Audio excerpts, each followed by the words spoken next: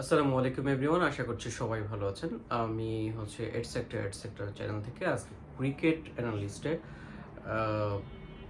Cricket বিশ্লেষণে আমি আজকে কথা বলছি। তো আজকে আমরা যে ব্যাপারটি আসলে অনেকদিন যাবৎ মাথায় ঘুরপাক খাচ্ছিল বাট বলতে পারছিলাম না, সেটা হচ্ছে ক্রিকেট রাজনীতি যেটাকে বলে।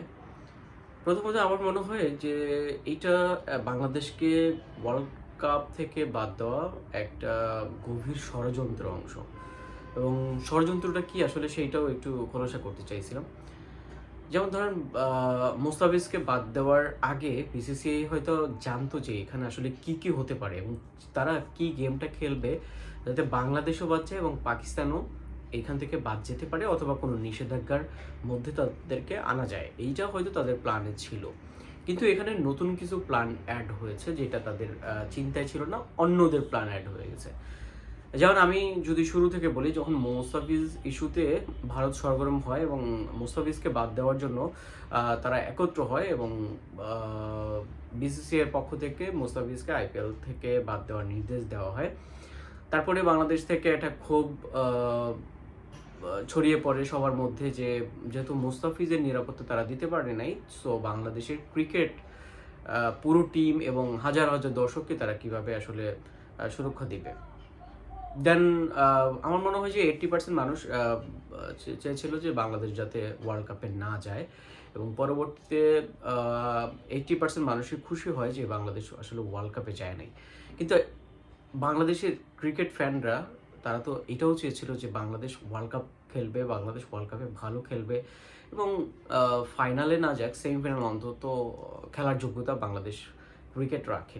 এবং প্লেয়ারদের মধ্যেও একটা হতাশা কাজ করে যখন ওয়ার্ল্ড কাপের মতো একটা টুর্নামেন্ট খেলতে না পারে।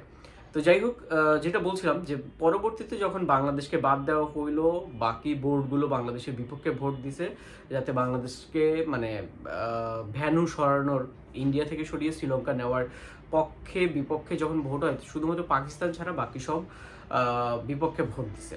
দেখেন এখানে একটা ব্যাপার আছে, কারণ বাংলাদেশকে যখন শ্রীলঙ্কা নিতে হবে তখন আরেকটা টিমকে এখানে এক্সচেঞ্জ করতে হবে। তো এক্সচেঞ্জ করলে দেখা গেল যে যাদের টিমে এক্সচেঞ্জ করবে তাদের টিমটা আরও স্ট্রং হয়ে যায়, তাদের সেমিফাইনালে ওঠা বা পরের রাউন্ড খেলা একটু কষ্টসাধ্য হয়ে যায়।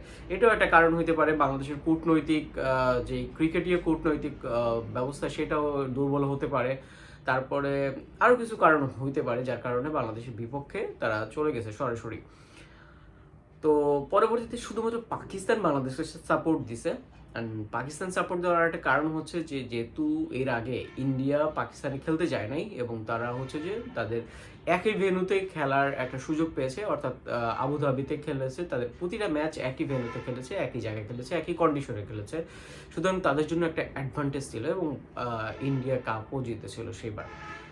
তো এইবার কেন বাংলাদেশকে সেভাবে মানে শিডিউলটা করা হয় না, বাংলাদেশ যখন আপত্তি জানাইলো, এই কারণে হচ্ছে পাকিস্তান পক্ষে ছিল।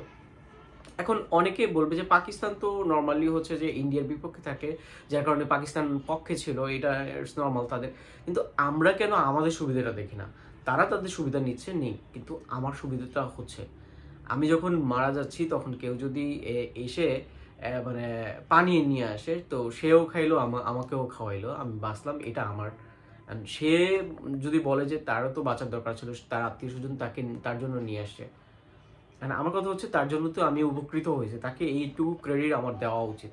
কারণ ইন্ডিয়ার সাথে তাদের কি আসলে কত বাধা মানে ঝামেলা চলতেছে বা কি হচ্ছে না হচ্ছে এটা তো একটা বিষয় না, আমি কতটুকু অ্যাডভান্টেজ পাচ্ছি সেটা হচ্ছে বিষয়।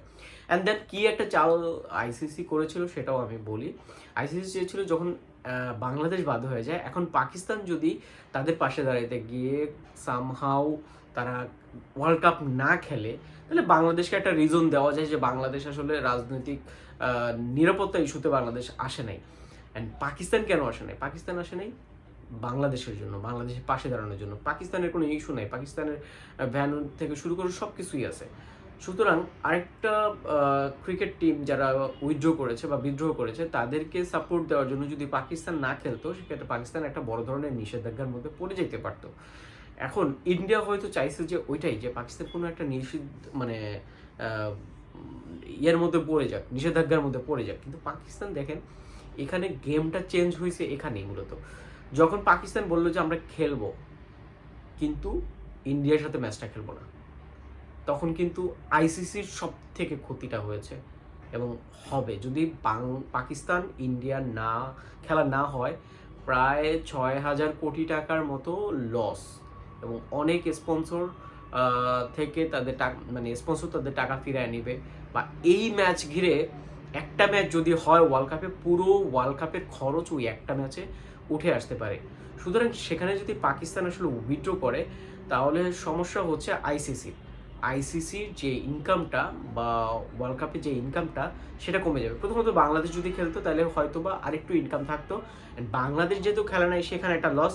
সেকেন্ড কথা হচ্ছে, যখন পাকিস্তান ইন্ডিয়া ম্যাচ হচ্ছে না, তখন কিন্তু বিরাট একটা লস।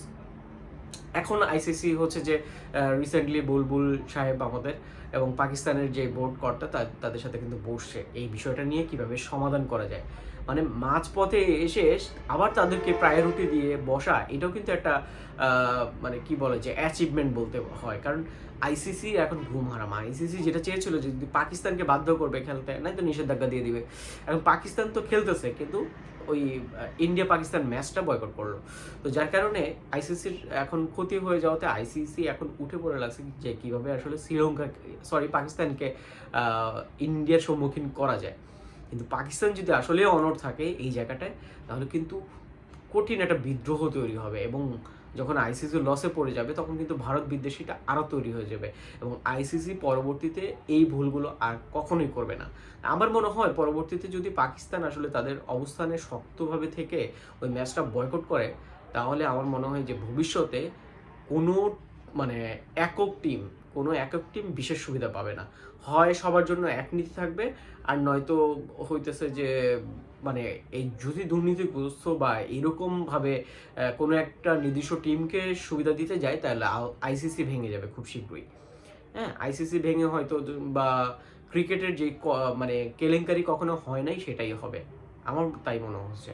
তো আজকে আমরা এই টপিকটা নিয়ে আসলে ওভারঅল কথা বলতে চাইছি, অন্য টপিকে না যাই। অন্য টপিকে অন্য কোনো ভিডিওতে ইনশাল্লাহ কথা বলবো। আমার যে কোনো তথ্য বা যে কোনো জিনিস ভুল হইতে পারে। আমি আসলে ক্রিকেট ফ্যান, বাংলাদেশের ক্রিকেট নিয়ে ছোটোবেলা থেকেই একটা মানে কি দুর্বলতা আছে, যার কারণে হচ্ছে যে খেলা এখনও দেখি, তখনও দেখতাম, এবং এত পছন্দের ক্রিকেট খেলা সত্ত্বেও আমি কিন্তু চেয়েছি যে বাংলাদেশ আসলে মাথা নত করে ওইভাবে না যাক। ঠিক আছে? তো যাই হোক, সবাই ভালো থাকবেন। আসসালামু আলাইকুম।